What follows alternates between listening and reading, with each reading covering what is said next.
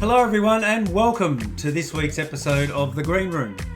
In The Green Room, I get to unpack all those great stories and anecdotes and the business lessons I learn in talking to business owners just like you every single day. So sit back, relax, buckle up and enjoy this week's episode of The Green Room podcast.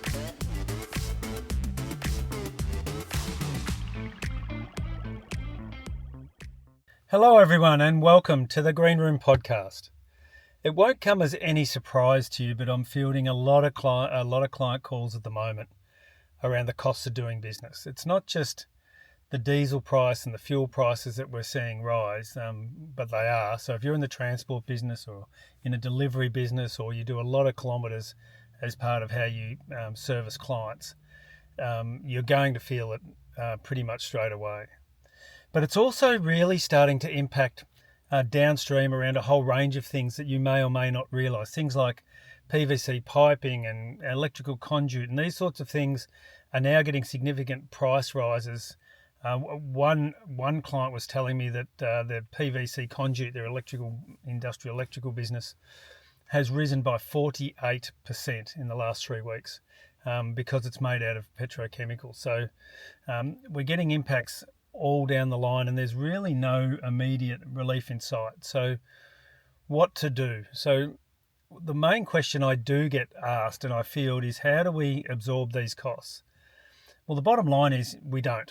At the end of the day, the clients are the ones who always need to pay. We need to protect our margin at all costs. We can look at things like, is there any budgetary relief we can look at in our budget? We can look at things like, are we being efficient enough? Can we service our clients potentially in a different way, whether that be less deliveries a week or whether it be by virtual meetings or whatever it looks like. But the reality is a lot of that is only going to get us some of the way. The majority of the way will have to be passing on those costs, and that's what you're seeing from your suppliers. The ones it's rushing downstream at a rate of knots and slamming into our businesses, and we've got all of these extra costs coming into how we service our client base.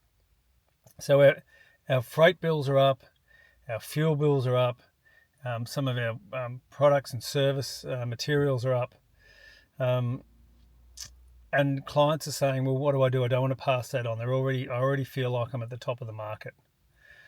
Well, the reality is that now's the only time and the perfect time that we get to pass this on. Fuel costs don't require explanation. Your clients will fill up their own cars. So they've watched the same numbers climb at the pump. So they'll connect a price adjustment to energy and freight costs. So you're not really delivering a surprise. So now is the actual time, because they're already living it. They understand it. They can see it. They know what's happening. And to a large extent, they might be happy about it, but they're expecting it. So if you're not handing on a price increase now, you're trying to hang on, absorb those costs into how you do business in the short term, you are absolutely doing your business a disfavour. Your business needs you to be passing on these costs now. If you wait 6 months and your costs increase by say 7%, down the track you're going to have to increase by significantly more than that to be able to recoup the margins that just to get you back to where you were before all of this. So now is the perfect time. The next question I get asked a lot is, should I just do little incremental rises so they don't really notice? And I'm going, no, absolutely the worst thing you can do, because it will not cover the cost. What it'll look like is, it'll look like you don't have confidence in your business model. It'll look like you're tinkering around the edges. You'll give clients one price rise, and then a few weeks down the track, that's not going to cut it anymore. You need to give another price rise. Then a few weeks down the track, as other costs continue to wash downstream, you give another price rise. If you're going to raise your prices to the point where you will cover in the short term and the medium term the price increases you are expecting. So I'm not saying to gouge by any means. What I'm saying is, we as a business, we must protect our margins. We must pass on the cost to our customers. The customers always have to pay. So instead of revisiting your pricing every 30 days, let's put in a price rise that will hold off by, we can sort of look into have an insight into what's coming rather than try and do it in hindsight. What's coming, what could be coming, what is already here, and then really start to work through a price increase that will cover that off rather than tinkering around the edges. As this continues to grow and expand, you are going to have to be right on the ball around managing your margins and around managing your costs. And one of the ways I suggest we do that is we do a 90-day cost audit. So look at what your freight and delivery costs were 90 days ago and look at what they are now. How much has that moved by? Look at your raw materials, your input costs from 90 days ago, and where is it now? How much has that moved by? Look at things like your packaging and consumables, whether they're petrochemical linked or otherwise. How has that moved in the last 90 days? And look at your energy and your utilities, your electricity, your gas, and your equipment for your site. What has happened in those spaces from 90 days ago till now? And then look at the overtime and delay costs around where we mightn't have been able to get product, where staff have had to do overtime, whatever that is, and then pass it all on. If you can work out how much your costs have moved in the last 90 days and work that out as a percentage, then we should be able to cover those costs properly, not just throw a dart and hope. It gives us some real context and some actual numbers to work with. It also gives us some confidence that we're actually passing on the costs that we have to pass on. And then when you see some of those costs move, get some insight into where are they likely to go in the next 90 days. Because remember, we don't want to be tinkering price. We want to be confident. We want to be strong and assertive. And then we move into the next phase. So once we understand how our costs have moved, and we move into the next phase of then high levels of communication. Remember, your clients are expecting this. They're paying this at the pump. They're actually living this with you. And so what does that look like?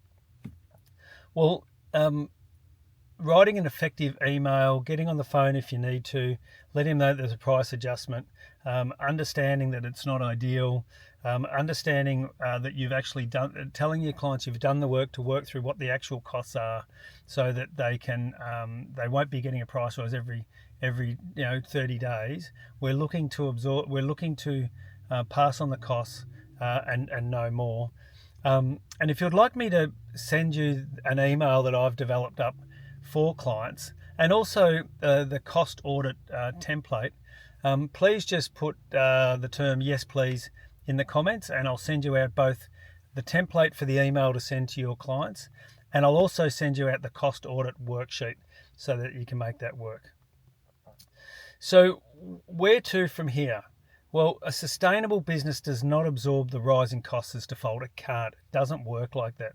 The moment you create a gap between what it costs you to deliver and what you're being paid to deliver, your goods or services, that gap, you need to close that gap. The only question is whether it closes under your control or under pressure. And what I'm begging you to do is do the numbers and then take control of the situation. Don't wait until all your margins are eroded and you absolutely have to do something. Get on the front foot, do it early, do it clearly, and do it at once. That's what a well-run business looks like from the outside, and exactly what your clients are hoping to see. So here's my question to you. Are you on the front foot in passing on the costs? The clients always pay. The clients always have to pay.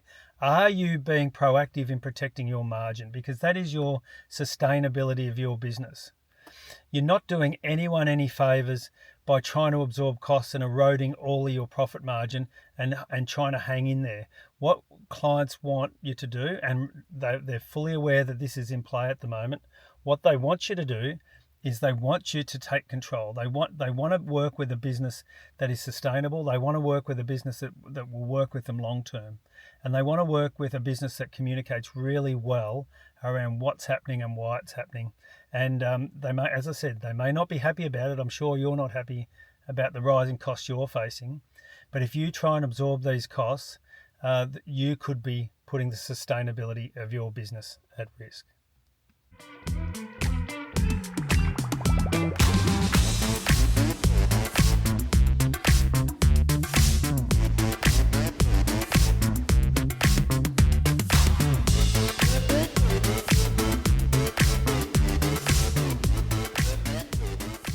If you like this episode of the Green Room podcast, I invite you to jump on my website, chrisgreen.au, and check out other episodes. Also, I have a fortnightly newsletter and videos. So jump on board and check it out.